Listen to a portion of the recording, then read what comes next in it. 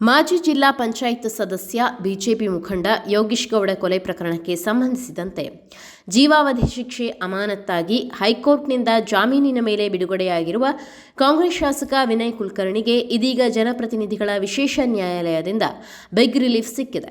ದೀರ್ಘಾವಧಿಯ ಬಳಿಕ ತಮ್ಮ ಸ್ವಕ್ಷೇತ್ರವಾದ ಧಾರವಾಡಕ್ಕೆ ಪ್ರವೇಶಿಸಲು 42ನೇ ಜನಪ್ರತಿನಿಧಿಗಳ ನ್ಯಾಯಾಲಯ ಷರತ್ತುಬದ್ಧ ಅನುಮತಿ ನೀಡಿ ಆದೇಶ ಹೊರಡಿಸಿದೆ.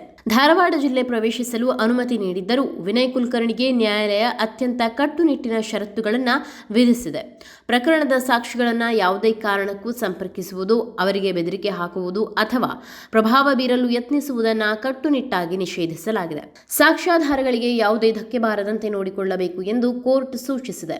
ಇನ್ನು ಧಾರವಾಡ ಪ್ರವೇಶದ ನೆಪದಲ್ಲಿ ಬೆಂಬಲಿಗರು ಅಥವಾ ಕಾರ್ಯಕರ್ತರಿಂದ ಯಾವುದೇ ರೀತಿಯ ಬೃಹತ್ ಮೆರವಣಿಗೆ, ಸಾರ್ವಜನಿಕ ರ್ಯಾಲಿ ಮತ್ತು ವಿಜಯೋತ್ಸವದ ಸಭೆಗಳನ್ನು ನಡೆಸಬಾರದು ಎಂದು ಸ್ಪಷ್ಟಪಡಿಸಲಾಗಿದೆ.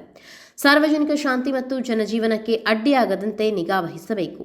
ಈ ಯಾವುದೇ ಷರತ್ತುಗಳನ್ನು ಉಲ್ಲಂಘಿಸಿದರೆ ಜಾಮೀನು ರದ್ದುಗೊಳಿಸಲು ಪ್ರಾಸಿಕ್ಯೂಷನ್ಗೆ ಹಕ್ಕಿರಲಿದೆ ಎಂದು ನ್ಯಾಯಾಧೀಶರು ಆದೇಶದಲ್ಲಿ ಎಚ್ಚರಿಸಿದ್ದಾರೆ.